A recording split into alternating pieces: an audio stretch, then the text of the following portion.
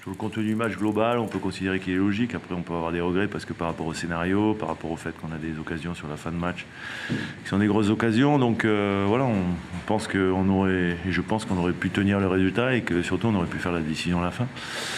Donc voilà, après c'était un match, on savait qu'il allait être difficile avec une équipe qui joue sa survie et qui forcément vend chèrement sa peau. Donc non, on n'a pas trop maîtrisé, on n'a pas la prétention de vouloir tout, enfin d'être capable de toujours tout maîtriser, mais on a quand même maîtrisé une bonne partie du match.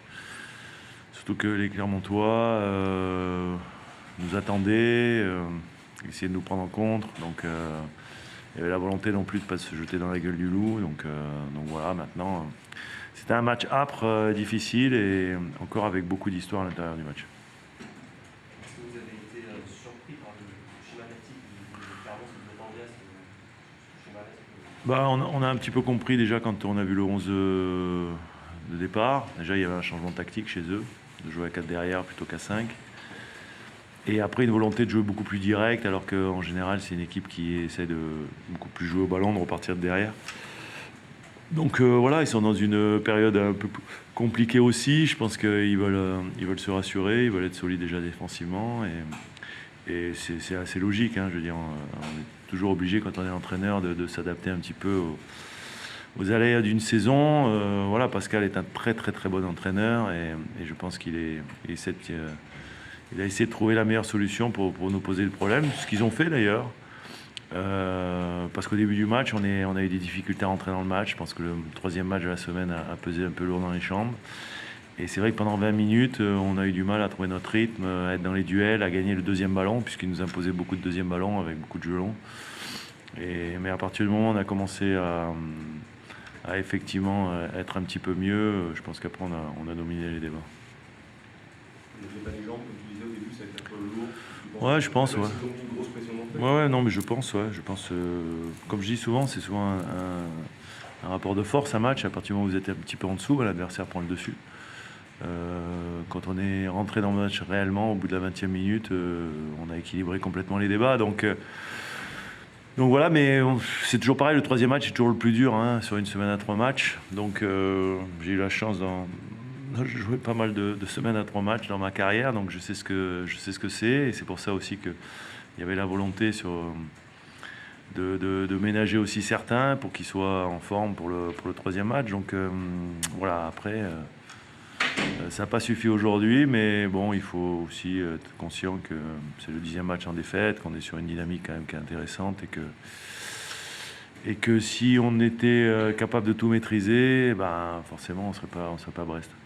Tu évoquais des épisodes dans ce match, vous pensez à des événements. Je pense à l'attentat sur Magnetti à la surface alors qu'il n'a même pas le ballon. Je pense au carton rouge de Bizot qui prend une tarte sur le haut du crâne alors qu'il est par terre, et c'est ce qui le fait surréagir. Je dis qu'il a pas il doit se contrôler, donc ça, il n'y a pas de raison par rapport à ça, mais il y a toujours des événements quelque part déclencheurs. Donc je pense que si son adversaire ne lui avait pas mis une tarte sur le crâne, je pense pas qu'il aurait surréagi comme ça. On connaît Marco, on sait que c'est un garçon d'une grande élégance et avec beaucoup de sang-froid, donc c'est un peu dommage. C'est un peu dommage de voir la fin de match un petit peu gâchée par ces événements.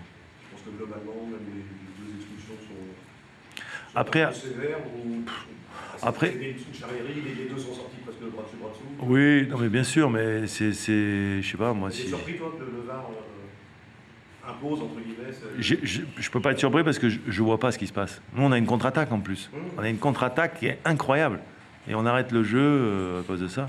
Donc on voit pas, nous, ce qui se passe. Donc je sais pas ce qui s'est passé. Je me dis peut-être qu'il a mis un coup de tête, peut-être qu'il a mis je sais pas quoi. Après, quand je revois les images, je me dis il aurait pu mettre un carton jaune à chacun, quoi. Voilà. Maintenant, après, qu'est-ce que vous voulez que je vous dise? Je comprends toujours pas comment la VAR n'appelle pas Mme Frappard pour lui expliquer ce qui s'est passé sur Magnetti dans la surface de réparation. Enfin, à un moment donné, il y a des choses mais ahurissantes dans le football aujourd'hui, quoi. Mais bon, c'est comme ça. Il y a aussi, on peut voir dans l'autre sens, hein, quand Martin fait une cravate, c'est limite orangé. Après, il se permet de surréagir aussi au plein arbitre. Il s'en sort bien sur cette. Peut-être, ouais, peut-être. Mais c'est pas un pénalty, quoi. C'est pas un pénalty. Non. Voilà. Donc la pénalty, c'est quand même une très très grosse occasion de but, quoi.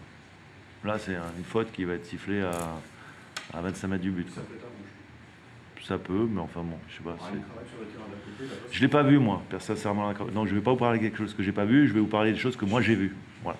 je parle de Voilà. la cravate et de la réaction qu'il y a auprès de l'arbitre après. Ouais. Mais bon, il y a beaucoup de joueurs qui ont surréagi, je pense, dans ce match-là, parce que Mme Frappard n'était pas là dans un grand soir. Et je pense qu'il y a beaucoup de joueurs de Clermont qui ont surréagi aussi sur des situations, et que je peux comprendre. Maintenant, nous, on a fait les 2 premières fautes du match, on a pris 2 cartons jaunes. Il a fallu attendre la 8e faute de Clermont pour qu'ils prennent un carton jaune. Donc, à un moment donné, si vous voulez qu'on fasse les plus, les moins, on peut repartir et reparler du match pendant 1 heure, je pense.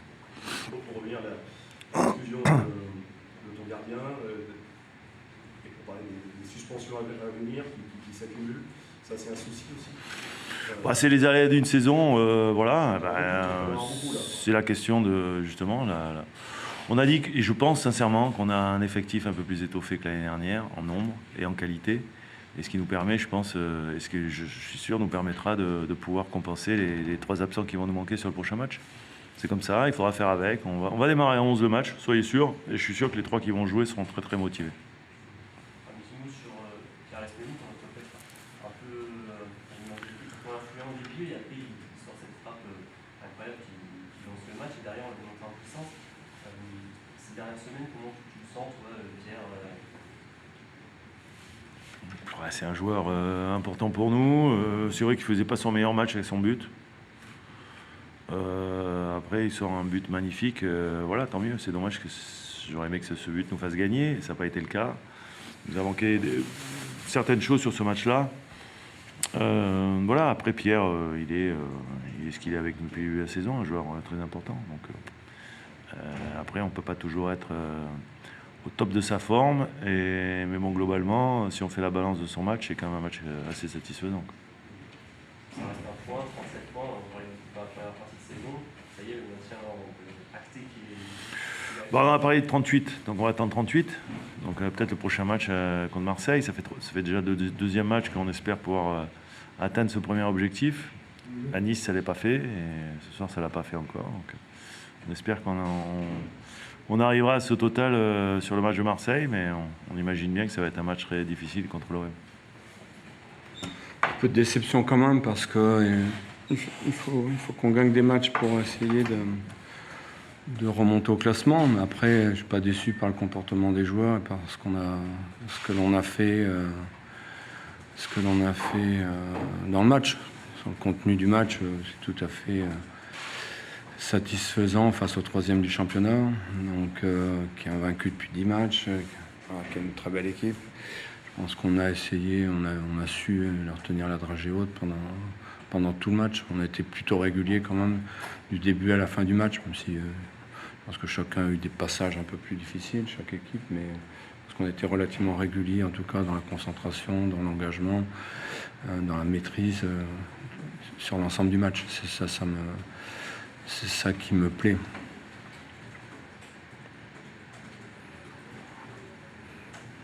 Ça, c'est quelque chose d'assez nouveau cette saison, justement, cette régularité, ça, on en a souvent parlé. Oui. C'est pour ça que je suis plutôt content de ce qu'on a fait. Pas l'habitude de dire tout au long du match, parce qu'à chaque fois, il nous manquait quelque chose, et je trouve qu'on a fait preuve de constance dans les efforts, dans la concentration. Donc c'est plutôt satisfaisant. Le passage en 4-2-3 a aussi permis plus de solutions offensives. Ça fait bien, ça aussi. On a joué toute la saison l'an dernier à 5. Personne ne parlait des solutions offensives à 5. Je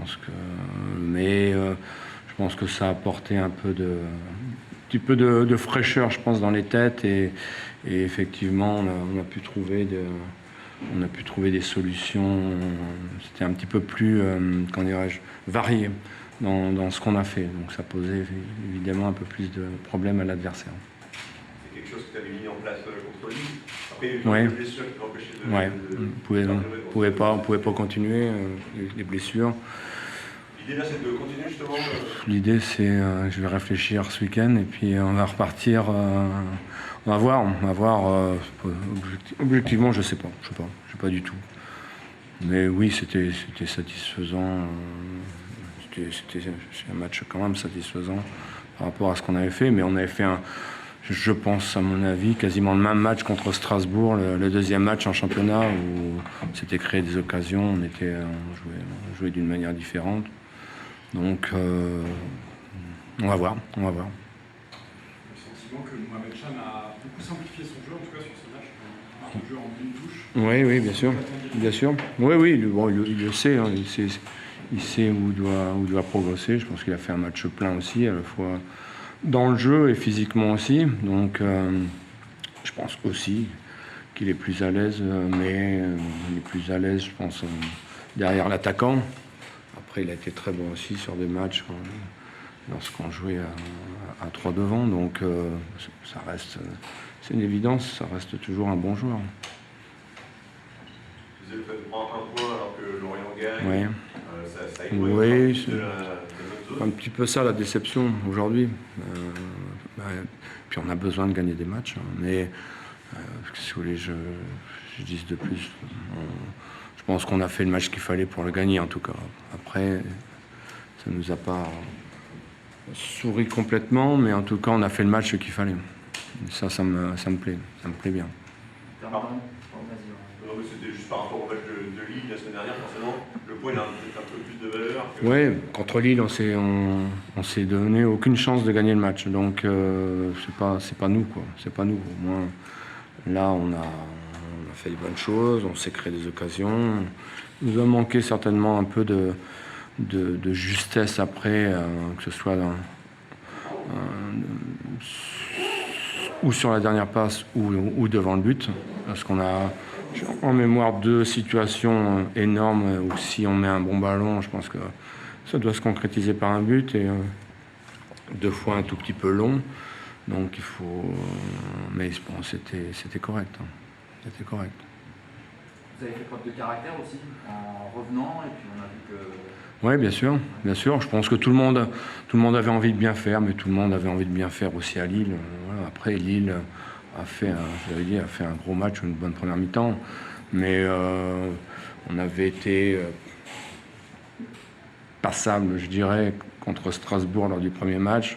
8 jours après, on avait extrêmement bien réagi aussi. Je pense que l'équipe a du caractère, l'équipe n'a pas envie de se laisser aller, a envie de rester en première division. Et les joueurs sont à fond dans ce projet. Et justement, tu parlais de la réaction que l'équipe avait eue contre Strasbourg après la Coupe de France. Ouais. La réaction que l'équipe a eue cet après-midi après Lille. L'idée, c'est de... Il faut agir maintenant, évidemment. On va aller à Rennes, qui est invaincu, qui enchaîne les victoires. Mais voilà, si on y va dans le même état d'esprit, l'état d'esprit n'était pas mauvais contre Lille. On a été dépassé. À un moment donné, on a fait aussi de grosses erreurs. C'est pour ça que je suis content qu'on ait été régulier, en tout cas sur ce match-là, sur la concentration une nouvelle fois, sur l'équilibre de l'équipe. J'ai trouvé que c'était satisfaisant. Maintenant, on peut travailler sur un match comme ça, en tout cas au niveau mental. Il y a eu une fin de match tendue, de rouge notamment. Ouais. Vous avez senti que ça montait en pression quand même? Non. Enfin, non, j'ai pas vu les images. Donc je peux pas dire, j'ai pas vu. Je sais pas du tout ce qui s'est passé. Pas du tout. Donc je verrai, mais c'était pas un match tendu ni houleux, quoi. Il y avait de l'engagement, mais ça s'arrêtait là. Il n'y a rien, il n'y a pas eu de coups ou quoi que ce soit.